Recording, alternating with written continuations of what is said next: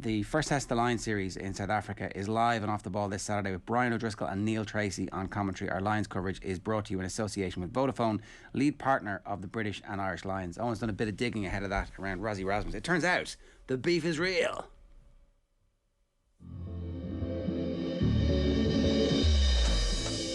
Well, I don't like him, and I don't have to work with people I don't like. Patrick Vieira is 6'4", starts having a go at Gary Neville. He says, come and have a go at me. You should have gone to Specsavers, Charlie. Well, maybe you should go also then, Jet, because you couldn't see driving home the other night. Don't you ever talk about me! So I think your arguments back and forward there, Tony. That's the point. I'm wondering... Just let me finish.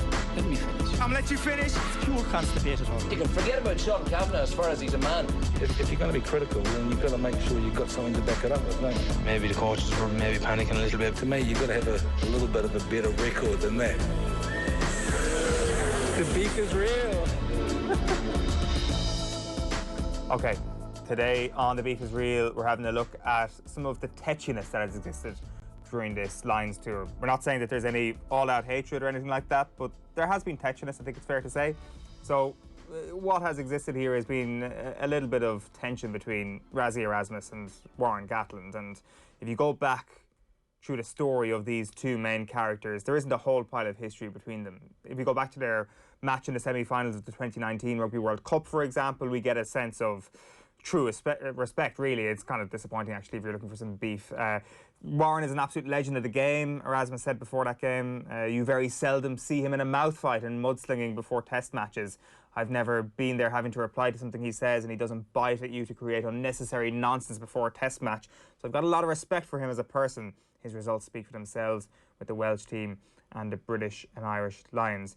But the thing that sort of makes these Lions tests great is that you play each other multiple times, and that familiarity, I guess, breeds a lot of contempt. And having basically a fourth test in the middle of it all, before it all, last week, was only going to stoke the flames, even if you see there that both men have a lot of respect for one another. So one of the things that came up last week was Rassie's suggestion that the South Africa A team play the Lions team a second time if that Stormers game were to be cancelled, which Warren Gatland didn't seem in the mood for. And our friends over at Wales Online helpfully did the maths in the post-match press conference after that game and said Erasmus used the terms scared and afraid 3 times after the match on Wednesday. Now, during that match, Rassie Erasmus was in and out of the pitch as the water boy, the Mayor Ishka, if you like, and Gatland was asked about that in his post-match press conference. Have a look at what he said. It's a little bit interesting, yeah. So you won't see me doing that, but you know, sort of different strokes for different folks, I suppose. Yeah, a little bit strange. The director of rugby of South Africa being also a water boy. Pretty jolly, I think you'll accept there. No real simmering tension there. But that was in the immediate aftermath of the game. It wasn't until a press conference the day afterwards that Gatland was asked about the scared comments, because those scared comments would have been made around the same time as that Gatland press conference we just witnessed there. And it naturally prompted us to tell him what he was really thinking about the whole Waterboy thing. So he said, I don't know. I think he was trying to wind us up, saying we were scared. Sometimes he's capable of doing that. Last night he was the water boy running on the pitch. If you're the water boy running onto the pitch, you got to make sure you're carrying water. I didn't understand what his role was. You don't run onto the pitch giving messages as the water boy without carrying water. My advice to him is to make sure he's carrying water next time he does that. Now, the water carrying thing does seem to be getting a bit of attention. It's in the papers again this morning, but in fairness to South Africa, it's nothing especially new.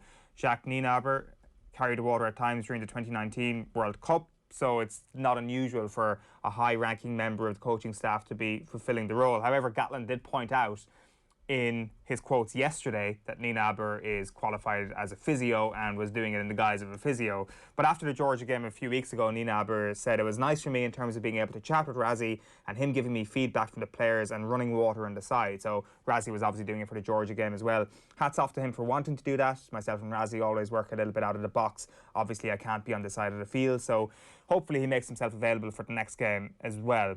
And Nienaber tested positive for COVID. Wouldn't be at the next game, but it does seem that regardless of his presence, he wants Rassie running the water during the game. Anyway, the main point of contention from that South Africa A game would turn out to not be the running of the water, but it was the collision between Faf de Klerk and Josh Navidi, and the referee's decision that there was no head-to-head contact. And in the aftermath of that, Warren Gatland said, "I can't understand where the comments were that there was no contact to the head. Someone was watching a different picture to me. I thought it looked reckless." The Irish Examiner then reported these quotes, like every other outlet covering the Lions, but they would have been surprised to see @Rassie Erasmus appear in their mentions. He tweeted them a video of Owen Farrell going high on Faf de Klerk, and he said, "If there is time, maybe also get clarity and alignment on this one, please. I know it's way after the whistle, but let's just align and get clarity to be sure." Rassie Erasmus and Owen Farrell then together in the headlines.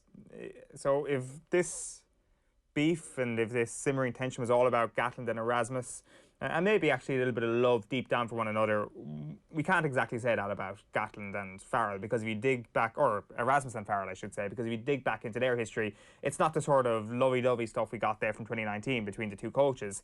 Because you might remember that in November 2018, England were leading the Springboks 12 points to 11, 80 minutes gone, clock in the red, and then this happened, as you can see on screen.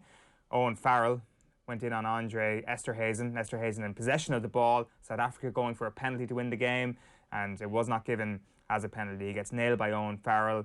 The referee, happy to blow up the game after checking with the cameras, says there was no evidence that Farrell didn't make an attempt to wrap into tackle.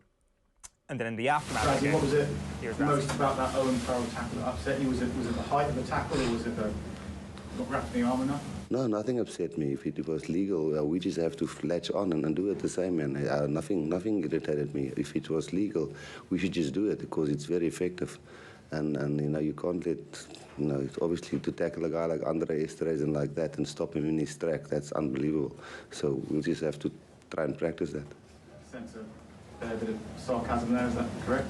No, not at all. Not at all. No, I just really think it's really effective, man. Now, after that, let's have a look at the Springboks training session a few days later.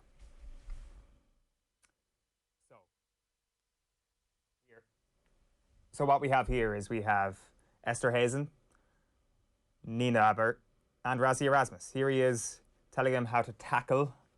Got a tackle bag there for any of our radio listeners, and he's going in, goes nice and low on it, wraps the arm. Rassie's not happy. Rassie stands the bag back up, tells him to go back. Nina Aber is showing where to hit. A bit higher, I think they're trying to suggest. He goes again. Oh, great technique. A little bit higher. But it looks like they're unhappy. No. Come on, boy. Come on. Hit him in his tits. That's what they're saying.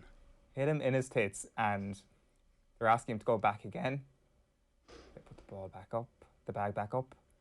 Oh! And Erasmus applauds him. Oh! Wow, that's WWE. He walks away. Esterhuizen gives the game away though, doesn't he? Because he's laughing there. And funny enough, this bit is filmed.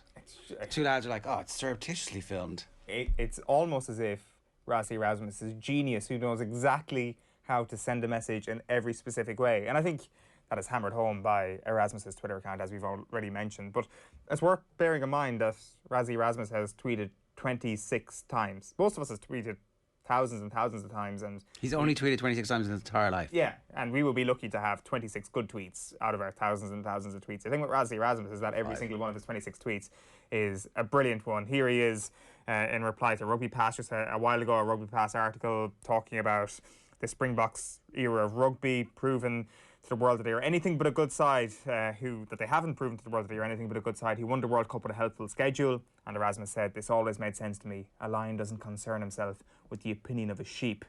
And then there was this from earlier last year, and he says, 12th of November 2017, "This is why we must work so hard. This is how quickly things can change." Yes, Rassie Erasmus using Brent Pope as a motivational tool may not have been a sentence you were expecting to hear this morning, but it's true.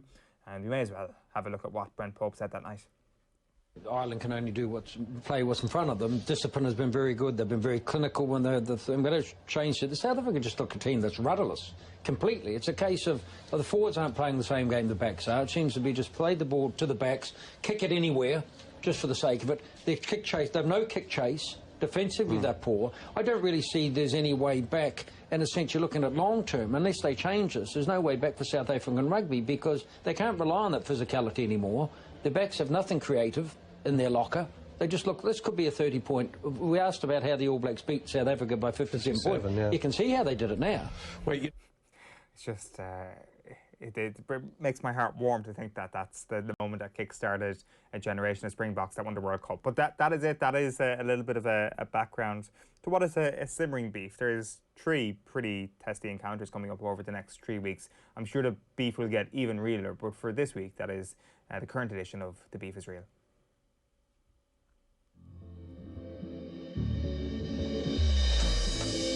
Well, I don't like them, and I don't have to work with people I don't like. Patrick Vieira is 6'4", starts having a go at Gary Neville. He says, come and have a go at me. You should have gone to Specsavers, Charlie. Well, maybe you should go also then, Jeff, because you couldn't see driving home the other night. Don't you ever talk about me! So I think your arguments back and forward there, Tony. That's the point. I'm wondering... Just let me finish.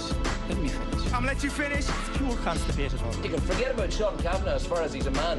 If you're going to be critical, then you've got to make sure you've got something to back it up with, don't you? Maybe the coaches were maybe panicking a little bit. To me, you've got to have a little bit of a better record than that.